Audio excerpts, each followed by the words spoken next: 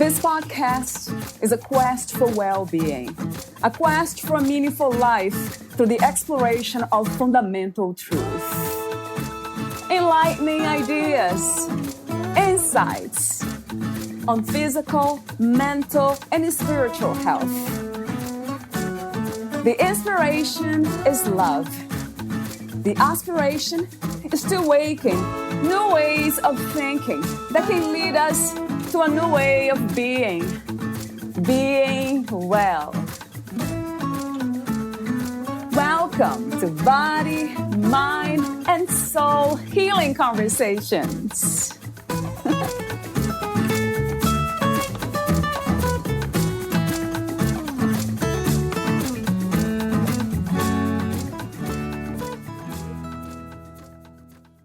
Maybe you should give up, not on your life you want or the dreams you've had for years, but instead, maybe you should give up on the things that are actually holding you back from them.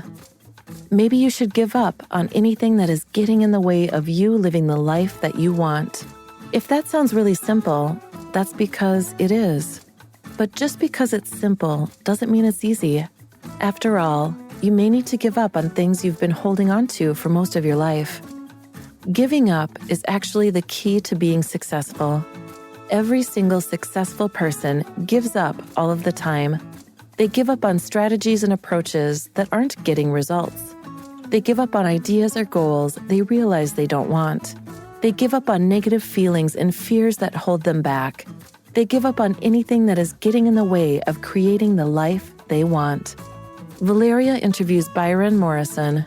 He is the author of Maybe You Should Give Up: 7 Ways to Get Out of Your Own Way and Take Control of Your Life. Byron is also a mindset and high-performance coach who has helped CEOs, entrepreneurs, and business leaders in 15 countries become who they need to be to break through to the next level of success. Meet Byron at byronmorrison.com.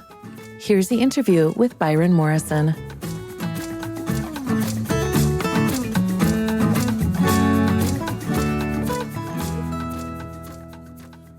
In your own words, who is Byron Morrison? Hey, so Byron Morrison is the author of the book, Maybe You Should Give Up, 7 Ways to Get Out of Your Own Way and Take Control of Your Life. And I'm also a mindset and high performance coach who over the last decade has worked with people in 15 different countries to help them become who they need to be to break through to the next level of success. How did you come to discover, uncover, and do everything that you're doing today, Byron? Honestly, I fell into it. My journey all started after my dad got cancer. At the time, I was at a period of my life where I was overweight. I was struggling with confidence. I was stuck in a job that was killing me. And truth be told, I was deeply unhappy. And luckily, he pulled through, which is something I'm eternally grateful for. But that for me was the wake-up call that life had to change.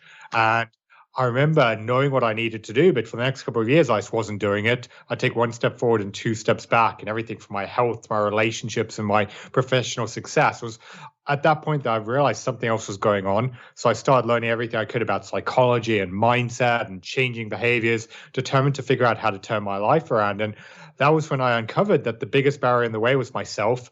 It was that sabotaging voice in my head that was holding me back. Once I changed the way I thought and I got out of my own way, I've been fortunate enough at this point to write 3 best-selling books and worked with people in so many different countries, helping them overcome the barriers that I was struggling with myself. That raises the question about suffering and struggles. Do we have to go through challenging times in order to uncover this truth within ourselves, Byron? I think, unfortunately, we do. Because if things were great all of the time, we wouldn't be able to appreciate the good.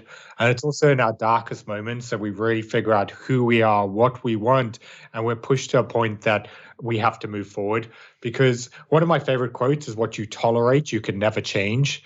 And if things never get that bad, you can kind of just accept it and go through the motions. I think that's why a lot of people are stuck, because they just put up with things because, yes, they're unhappy, but they're not in enough pain to be pushed to do something drastic to change it. Wow, there's so much truth in that, because I remember my own life being this way. I had to go through rock bottom, as they say, in order to make some major change. That's sad, isn't it? Just thinking about now. that we tolerate pain. Isn't it interesting? I know it has been said, you said, and it has been said that human beings can actually get very comfortable with the uncomfortable, which is good and not so good at the same time. So I have another open question for you. How do you define success and happiness these days? So the younger version of me would have defined success as earning a lot of money and having a really successful business. And while those things are still goals of mine, over the last few years, from working with so many different CEOs and business owners who have on paper got everything, but are deeply miserable because they've sacrificed everything to get to where they are, my definition of success has changed. For me, it's about going to bed at night, knowing that you did the work that you wanted to do with the people that you wanted to do, and that your time actually had an impact on the world. Yes, you can still chase money and riches and have a really fulfilling life. But if you're not happy doing it, for me, what's the point? And would you say that that is the purpose of the human experience, to make an impact, to help others, ourselves and others at the same time? I think for a lot of people it is. I don't want to say it's the purpose for everyone because we're all wired differently. And for some people, they want to change the world. For other people, that impact could be a good parent or provide for their kids. We've got to really define what that is on an individual level. Is I never want to sit here and be like, yeah, living a fulfilling life means making an impact, because I never want to put a misperception up that if someone's not trying to do something huge and incredible, that it's not worthwhile. I think it's as long as someone can go to bed at night happy with the choices they make and how they're spending their life, that's all that matters. Yeah. So it's almost like a measurement then. That's the reference when we go to bed at night. When I hear you saying that, I think about actually losing the body, dying. The moment that we are dying or about to die, if we are able to be aware of that, then that would be my reflection, just to be at peace with everything that I have done here. I know you call it happiness. I use inner peace, in peace more for some reason, but it's the same thing. Yeah, basically, that's a great way of looking at it. Yeah. But my understanding of success, happiness, and all that comes from spiritual knowledge. So that's an open question for you as well. Do you have any spiritual understandings of yourself and life, any philosophies or concepts?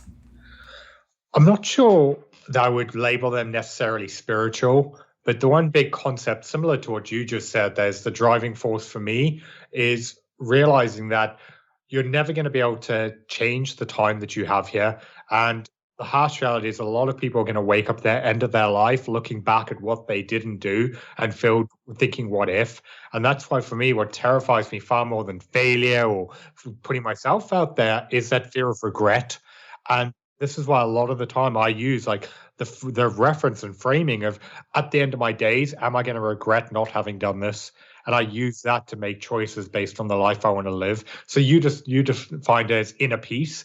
For me, it's exactly the same. It's just not wanting to reach the end of my days, wishing I could have done things differently. So I'm kind of can't wait to ask the question of how do we do that?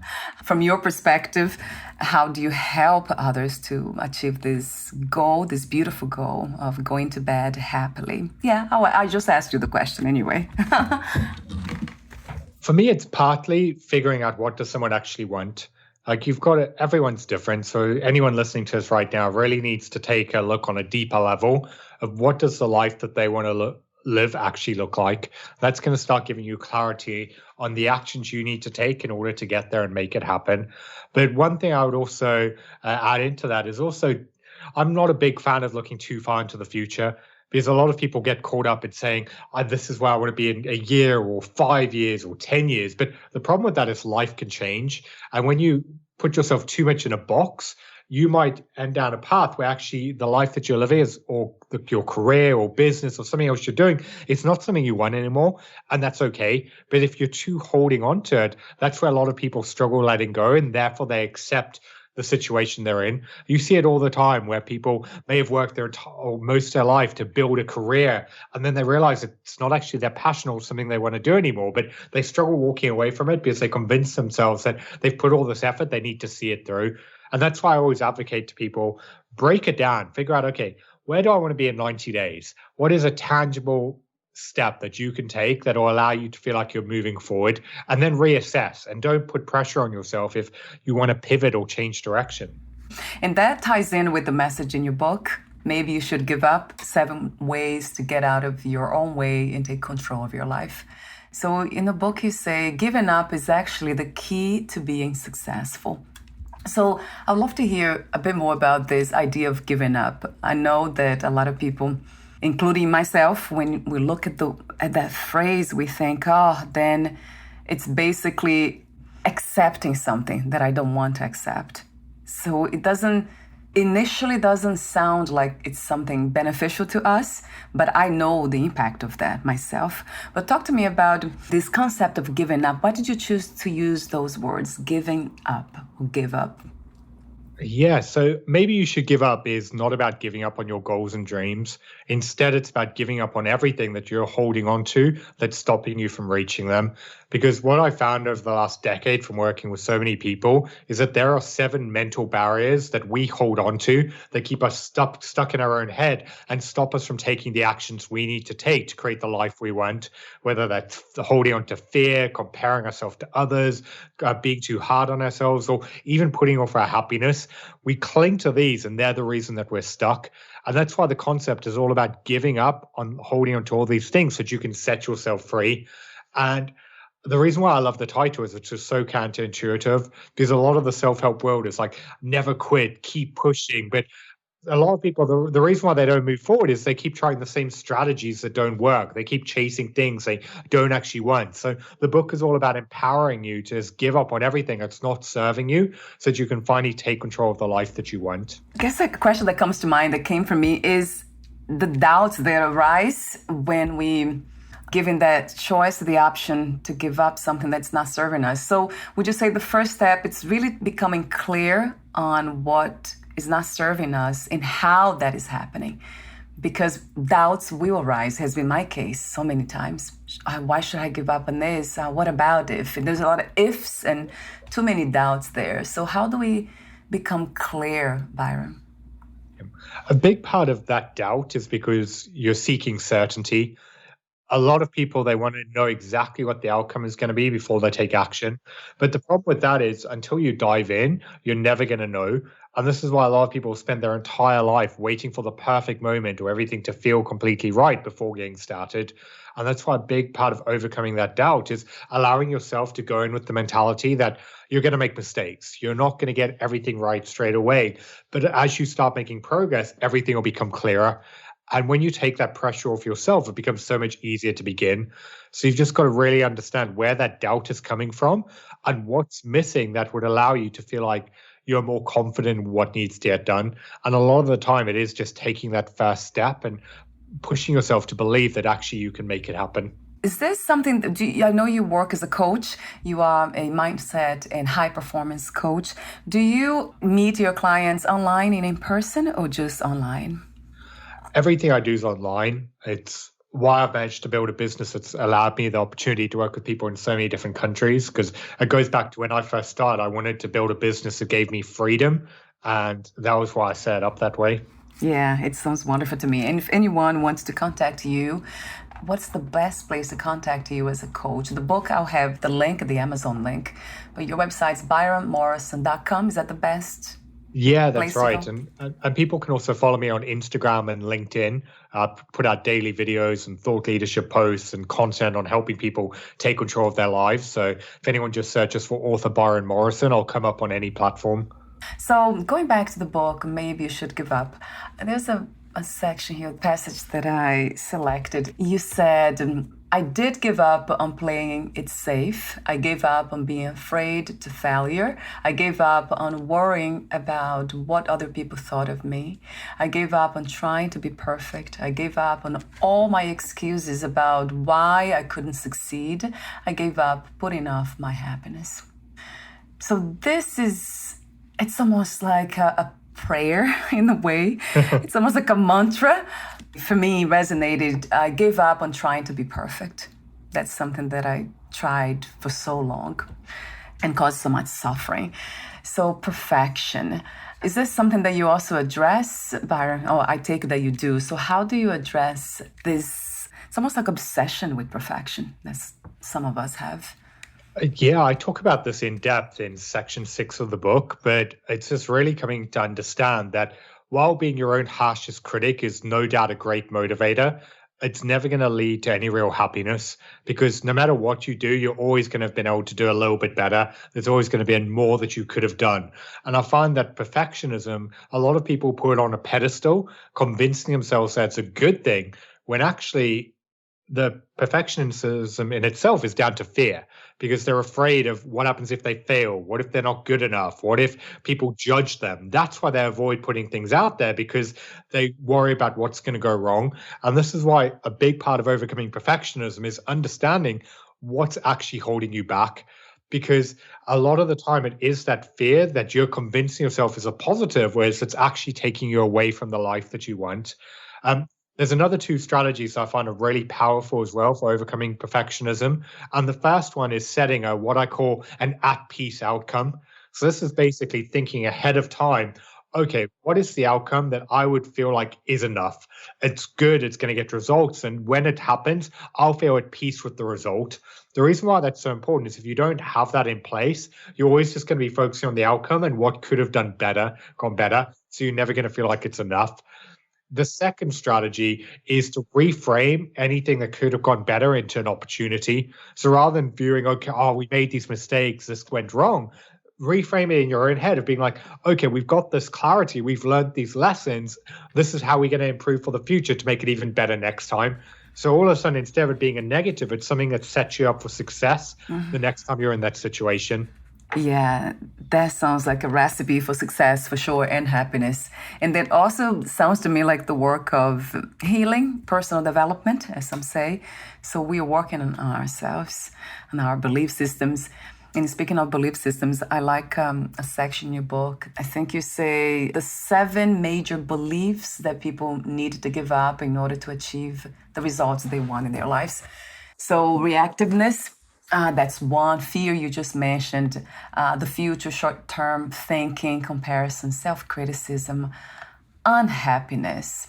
So unhappiness, has everything to do with the belief system, right, Byron? As you just said, that we can actually see anything as an opportunity for growth, anything. So, but if we are unhappy then and always dissatisfied, not always complaining, then we were not able to see the options. That's what it sounds like to me. That's part of it. The other part of it is also giving up on the idea of putting off our happiness. Because I think we're all guilty of saying that when we reach that next goal or that next milestone, that's when we'll spend more time with our family, we'll prioritize our health, we'll do something for ourselves. But that's what we said the time before and the time before that. And so often we put off the things that we want, convincing ourselves that we're too busy or we have too many things going on.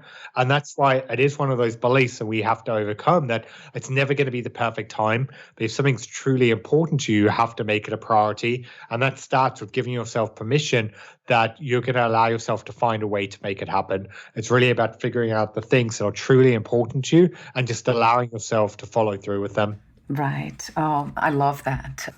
I love this discovery kind of, it is inner work, but it sounds fun to me, the exploration of what matters to us. But it also takes courage, doesn't it, Byron, to listen to the voice of our hearts, the way I put it, and what's true to us, and really get to do it. There's so much fear, as you mentioned earlier too. Is there a time frame for this to happen, the exploration of what matters to us, or it's something that could happen in an instant, like now? I think it's an ongoing process, because as we grow and we develop, what our desires, our wants, and our needs change along with it. And that's why I think a lot of people pressure themselves that they have to have it all figured out. And that's why it's really about just embracing the process and learning about yourself and who you are along the way. Because when you can go in with that open mind, everything becomes so much easier. Whereas if you're just constantly feeling like, I need to figure this out, I need to get everything in place, like that's when you're just going to fall further away from where you want to be. So, yeah, I would just say it's an ongoing, it's not an end result. It's a journey that you have to go through and something that you need to embrace every step of the way. It's like having a purpose. A lot of people, they talk about uncovering the purposes of our lives as we go, as you just said, is a journey. Is there a relationship, a connection between the purpose, what matters to you now in this moment, and what mattered to you back then when you started on a journey? Yeah, the mission and the purpose is still the same, even though the work has shifted slightly. When I started this 10 years ago, I had lost a lot of weight. I'd got out of my own head. I turned my life around, and I saw so many people who were struggling like I was. And that was why I wrote my first book and why I started the business, with the goal of helping as many people as possible take control of the life that they wanted. And then over the last decade, from the work I've been doing of getting to know myself better, I found that my passion was a lot more in the mindset as opposed to the health field, and really understanding why people don't follow through and focusing on helping them on that aspect. So even though the way that I'm doing it has shifted and evolved, the reason behind it's still the same. It's wanting to be able to know that actually I've done something that makes a difference in the world, especially because I work with a lot of entrepreneurs and business leaders. And it's really fulfilling for me to know that if I help that person get to the next level, they can then go and help more people. And it has this domino effect where together we make the world a better place. So that's been the purpose and mission from day one, and it's still something that's guiding me in what I'm doing. Yes. So the core of what matters to you, it's still the same, but it's just the form, the way you've been manifesting that, it's different. So that makes a lot of sense to me. Very clear the way you explain that. Another question I have about the 7 major beliefs that people need to give up in order to be happy and successful is comparison. I know that you say, he says, look how great those other people are at this already. So how can we kind of almost change this idea of comparison in our minds, of course, and see it as motivation, as, let's say, encouragement? Because I love seeing people who are succeeding, and that motivates me in a way. Like, oh, I love how they do this. There's no envy or any negative energy there. It's just, I would love to kind of do or get close to do what they do. Let's say, for an example, I love, you probably never heard of him. I hope you did. His name is Rupert Spira. He's a spiritual teacher from the UK, actually. So I love the way he expresses himself when he talks about spirituality, non-duality, Advaita Vedanta, that's the teachings. And it's something, I'm a student of Vedanta. So I would love to get to that point of talking about those deep spiritual concepts in the way he does. Not exactly that way, but with so much grace and presence. So is this a form of comparison or... yeah, I'd love to hear from you.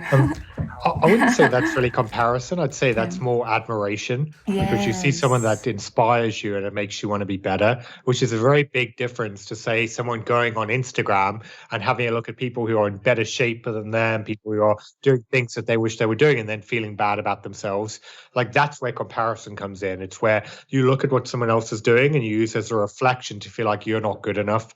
And this is why, to anyone listening, I always want to really reinforce the message that you have to understand that on social media, everyone only shows you what they want you to see. So you're essentially comparing your life to someone else's highlight reel. And I find a lot of the time, the reason why we compare ourselves to others is we haven't fully internalized what it is we want. I give a really good example of this in the book, where when I first started my business, at the time, a lot of my friends were settling down, they were advancing their career, they were having kids and buying houses. And for a while, I felt like in comparison, I was failing. And it was only when I really started to think about it, I realized that I didn't want what they had. Like, the reason I left the corporate world and started a business is I wanted freedom. I wanted to run my own company. I didn't want to be tied to a house with kids. But because even though I knew that was what I wanted, I hadn't taken the time to really internalize it. And that was why I felt this disconnect, because I was comparing myself in a completely uneven playing field. And that's why I find the way you stop comparing yourself to others is you need to figure out what is it you actually want. And then you need to get a tunnel vision where you block out everything else. Because if you know on a deep level, this is the life I want to create, then what other people is doing is irrelevant. Then you can see other people succeed. And you can be like, that's amazing. I'm so happy for them. I don't want that though. I want this, and go back to focusing on yourself. Because I'm a big advocate of cheering for others and being proud of their success. But it's just really accepting that there is no timeline for life. So stop pressuring yourself to compete with others. Wow. That's a powerful and empowering message that we need to be reminded of, all of us. So true, Byron. Yes. So it is the work of self-discovery. It's knowing oneself. That's why I talked to you briefly off record about spirituality. Your message resonated that way, spiritual. Like, wow, I know you don't call it spiritual, but it really resonated that way, because that's the work that anyone who says that's spiritual, is into spirituality, that's what we do. It's all about, what am I here to do? What is the purpose of this, which I don't even call me, but the energy is here. What is, just letting them flow naturally, wherever it feels it fits, instead of trying to fit in and feeling uncomfortable, which I have done it before, of course, and I know the difference. I love that message. So that's, I have to say that with sadness, even, because it's something that we don't learn from childhood, most of us. So we struggle to go inward. We usually see the world, we open our eyes, and then now we become this almost like objective experience. And we are not really in contact with what is having the experience. So I love the message, your message of going within, knowing what we are here for, and feeling at peace with that. So we don't have to put anybody down or feel envious, which causes so much suffering. Beautiful message. I absolutely love that. I have to say it again. There's another question I have here on your book, chapter 2, letting fear control you. So the truth about fear, talk to me for a moment about that. What is the truth about fear? Yeah, so what people need to understand is that fear is all coming from your subconscious mind, because your brain wants to keep you stuck where you are. That's why it fills your head with all of these doubts and these fears and these negative thoughts, because it wants to stop you from taking action and moving forward. The reason being is everything in your past has been survived, whereas your goals, your dreams, your aspirations, they're all new, meaning they bring with it an inherent risk. And that's why your brain panics, because it wants to keep you alive for as long as possible. So it wants to avoid anything that can bring potential pain. And that's why you really need to understand that a lot of those fears in your head, they're nothing more than stories. They're your subconscious mind sabotaging you because it wants to keep you here. And that's why you really need to recognize that the life that you want to live is on the other side of that fear. But until you start pushing yourself to face it, you're never going to see who you can become. And when you can start embracing fear and recognizing that it's nothing more than a negative story, that's when you can start seeing the situation for what it truly is. And then it becomes so much easier to put yourself out there. So true. There's another message in your book that caught my attention. I think it was about chapter 4, about fixating on the future, that you talk about concentrating on where we are going, the direction in life that we want to go, rather than in the present. So that's an interesting concept that I actually never thought it that way. I usually, of course, the mind is everywhere. It's always reminiscing in the past, bringing the past into the present moment, and then thinking about the future. How do we learn to do that? I know in spiritual teachings, it's all about the present moment, being here. Everything's happening now. There's no past or future. How do we balance that with the focus on the future? Yeah, so it is a really fine balance, because a big theme of the book is all about living with intention, of feeling more moments and being more present. But the problem for a lot of people is they live their life where the choices they make are based on what they want right now. And a lot of the time that's going to be based on instant gratification, prioritizing pleasure or comfort or security. Whereas at the end of the day, if you want to actually achieve success, at times you're going to have to make sacrifices. You're going to have to take risks. And this is why a big part of the message is getting you to start making choices based on where you want to get to, not just on where you are.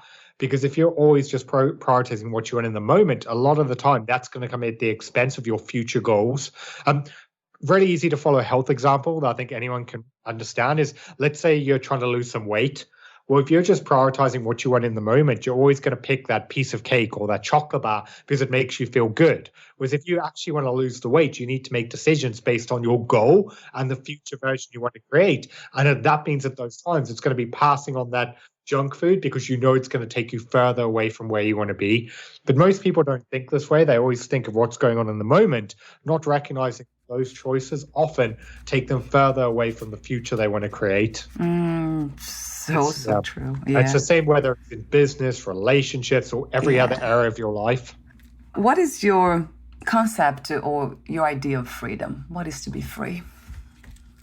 So freedom for me is knowing that you're spending your time and your days doing the things that you want to do. Like it's being able to travel the world, to meet interesting people, to go to new places and not just be tied to any one spot. That's a big part of the reason why I got into business. And it's also not just freedom of location and geography, though. It's also freedom of time. It's knowing that you're doing the things that you want to do with your days. You're not just doing stuff to get a paycheck and because you have to. I think that's a big part of the trap I was in when I was in the corporate world. So now it's just really about understanding, okay, what is it that brings you that joy and fulfillment, and how do you then make it happen? That is so true. You know, listening to you again, I kind of start reflecting about my own life. The idea of locations, as you said, and then time. I also think about how the mind, my mind understands the world and what's happening. I love the idea that whatever decision I make, or this body mind makes, it will be okay with it as well, will be at peace with it. If I eat the chocolate now, although my goal is to lose weight, for example, then I would not blame myself or feel shame for it. I would just it's okay. Because I'm very good at forgiving myself and being kind to myself. So I guess I would add that there. Would you too, Byron? I would, but that comes down to making conscious choices on the life that you want to live. Because if you're giving it to impulse just because something's there, that's a lot of the time when you beat yourself up over it. Whereas if you're making a decision because you want something, then fine. Like I'm all for balance and doing things to enjoy life. I would never sit here and say to people, you have to give up on all those things. Yes. It's never going to get you to where you want to be. But it's about making them a conscious decision. It's about you having it, not just because it's there and because you truly want it, and basing that on, okay, these are your goals and the things that you then need to do in order to make them happen. Because at times you will have to make sacrifices. Sacrifice, that's another word, idea that I know I don't want to live this way, thinking that I'm sacrificing something, but rather that is the flow of the energies, of the purpose, or whatever the intention that I probably set many years ago, or from the beginning of my life. I really prefer to think that way, but I know that of course, there's so much compromising that we have to make, especially as an adult, as a mature human being. We cannot just do whatever we want. That would be childish in a way. You've got to be, this goes back to the freedom though, it's picking your sacrifices that you're willing to make. There's a lot of people, they're stuck in a life that they're not happy with, and they have to make all these sacrifices just to get through. Whereas if I use the example of the business I've built, like the sacrifices I make, they're a choice. It's because I have a big vision, a big impact, something that I'm working towards. That's why I'm at peace with the sacrifices, because I've chosen to do them. And life is always going to have struggles and pain and things you need to overcome. So it's all about, again, being intentional with what are the things you're willing to put yourself through in order to make it happen. That's when sacrifices are part of it, because you have to be willing to, again, step up and go after what you want. Because if you're going to make sacrifice somewhere, so it's what are you willing to sacrifice in order to make it happen?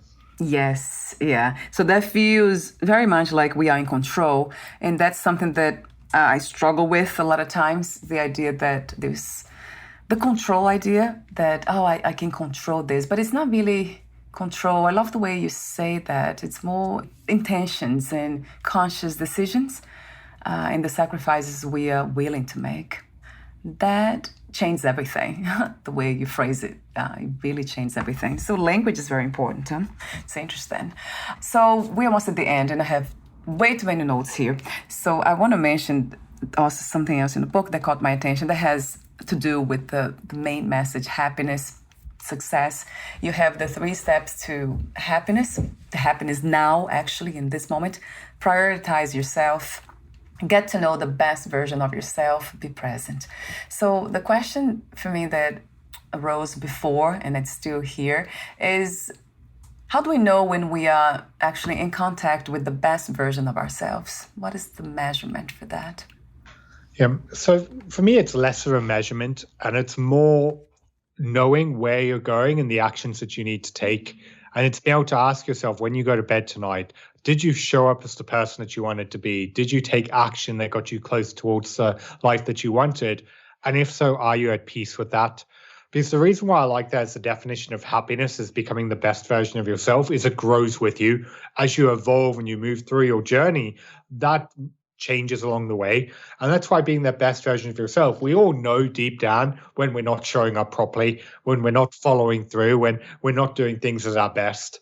So part of it is knowing, okay, this is the life that you want to create. And then the other part of it is having that self-awareness to be like, are you actually being the person that you should be right now? And in the times that you're not, it's not about beating yourself up. It's just about recognizing, okay, what is going on here? Why am I not showing up properly? And what do I need to do going forward in order to feel like I actually am? Because a big part of my message is getting people to realize that you can't change the past. What's done is done. And all beating yourself up over it is wasting time and energy you can never get back. But what you can do is make a decision right here and now that you're going to do something different, that you're going to start pushing yourself, that you're going to grow, and that you're going to stop holding yourself back. When you make that mental shift, that's when you can finally start moving forward towards the life you want. Yes, that takes a lot of self-awareness, doesn't it, Byron? That's the work of self-awareness to me. Yeah, it 100% is. Wow. And it's ongoing, isn't it? It's not something a place that we arrive at and stay there. It's actually like happiness or success or whatever that is. Although I do love to believe that inner peace, it is a permanent state of being. It's actually the real state of being. It's inner peace, it's calm. There's something in me that kind of is very attracted to that idea. Does it resonate with you somehow? Yeah, it really does. It's just that, but that comes, in my opinion, from being able to slow down, just be more present, to feel more moments. That's where that feeling comes from. But I found this is where a lot of people get it wrong, because they convince themselves that happiness is going to come from some achievement in the future. But the reality is that actually happiness comes from the journey, and the journey takes place in the present. And the way that you then find happiness is to find that inner peace. And it's just allowing yourself to slow down, to stop trying to be in such a rush to get everywhere, and just pull yourself into the moment, to be connected to those around you, to enjoy what you're doing. When you start adapting that mentality, even the small mundane things can start to bring joy into your life. One thing, I talk about this in the final chapter of the book, but I think it's an important part of the message we're going with here, is about a year ago, I had a really difficult time where my dog, Harvey, who's basically like my son, he had a really bad stroke. And we took him to the vet, and the vet was like, basically, we can put him to sleep now, or you can take him home for a couple of days quality time. And we refused to give up on him because he wasn't in pain. And I managed to nurse him back, and he's pretty much made a full recovery. But that experience for me has just made me so grateful for the little things in life. Like even because we live in an apartment building, so during the day I have to take him outside multiple times to go to the toilet and stuff. And like even just going outside and feeling the air and the breeze and just being in that moment is now something that in the past was a chore. Now it's something that I'm grateful for because I'm brought into the moment. But for anyone listening to us, you don't have to have some big life-altering situation happen to you. Like the way you can start finding that joy is just bring yourself more into what's happening. Even stuff like washing the dishes or doing basic chores. When you start focusing on being present and what's actually going on, that's how you can find joy in them. I just want to scream yes really loud a billion times yes to all of that. How did I miss that story at the end of the book, right, about your dog? Seems like I missed that. Yeah, it's one of the final stories in the book where I was talking about finding happiness, and it was like one of the big things that made me realize why being present in the moment is so important. Yes, I love that. Listen, to that connection between you and your dog. I have a dog too that to me is my son too. That's how I think. What is not to love about your message? What your work, Byron? It's just so meaningful and deep. we all need to hear more of this, be reminded of, and have access to those truths, which is within ourselves. But we do need guides. So thank you so much for being available, for being this beautiful human being who is open to greatness, to inspiration, to true happiness. Thank you. Thank you for having me here, and let me share this message. So I do have the ending questions, a few of them. But before that, would you like to read a passage in your book, Byron? One thing, like without reading a passage, like one message I would just love to pass on to anyone listening to this right now is that for most of my life, I was my own worst enemy. Like I was the one who was sabotaging everything from my health to my relationships, my professional success. And it was only when I took the time to take a step back and really figure out what's going on here that I realized that the biggest barrier in the way was myself. It was the thoughts and the stories and the beliefs in my head. And they were the reason why I had limitations on myself and why I wasn't reaching my potential. And that's why I'd encourage anyone listening to us right now is just takes a little bit of time to just really reflect on where you're at right now. This is not about dwelling on the point in your life or what's going on. It's about you taking time to really figure out where in your life are you meant for something more? Why are you not going after it? And why are you holding yourself back? Because when you get that awareness and you start bringing it into your consciousness, that's when you can set the intention of what you're going to do about it going forward. But if you don't take the time to process and think about it, you're just going to keep accepting that this is the way life has to be. Yes, another billion yeses to that. Yes, wow. And you do have your breakthrough course that's available on your website, right, Byron? Just to clarify, you have the course, you have the books, and you have the coaching, and you have the course, and you also have, I think it's a video series on YouTube, byronmorrison.com/bonuses. Yeah, I've put together a whole video series and other resources for anyone who grabs my new book, Maybe You Should Give Up, to give them the tools and strategies and guidance they need to break through to the next level. It was just my way of giving back and wanting to help people further. Yes, wonderful. I'll have your website, the link of the Amazon link to your book and everything else. Of course, we are working together, we're still collaborating, so we'll be in touch. But before we end the conversation today, I do have another question for you, the ending questions. Let me choose. I'll ask you this one. What 3 experiences you wish everyone to have before they lose the body, before they die? Oh, that is a fantastic question. I'd say the first one is just understanding what inner peace really feels like. It's just being at a point in your life where you just feel like, do you know what? I'm content right now. This is how I want to feel. Because I think for a lot of us, we're so stressed and overwhelmed and rushing around that we don't slow down. So it's just really understanding what that actually feels like. Another one would be the ability to completely disconnect and switch off. I actually did this for the first time ever in December. I was at a point where I was just so wired and switched on that I actually went 17 days without access to my email or phone. And because I just realized mentally I needed a break. And for the first time in over a decade, I stopped worrying about problems. I stopped constantly thinking about work, and I actually switched off. I was connected to my partner. Her and I had this amazing trip, and I was just so present and happy. So that would be something that I would want any single person here to really want to embrace. And then the final one is just to feel proud of themselves. I think so many people that I work with are their own harshest critic, and they always feel like no matter what they do, it's never enough. And anyone listening to this right now, chances are they're doing far better than they give themselves credit for. The fact that they're engaged in this work, they're listening to the show, shows that they're bettering themselves and they're improving. And that's why it's just really getting them to recognize that actually they're doing really well. Yes, they've still got a long way to go, but that's the journey. And when they can start having some self-compassion and feeling proud of what they're doing, that's when they can start appreciating everything a lot easier. So true. I love your wisdom. Of course, what's not to love about it? I have to say it again.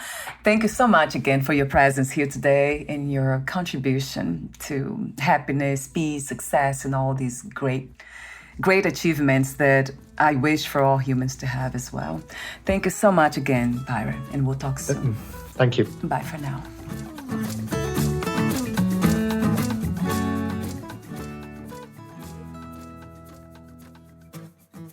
Thank you for listening. To learn more about Byron Morrison and his work, please visit byronmorrison.com.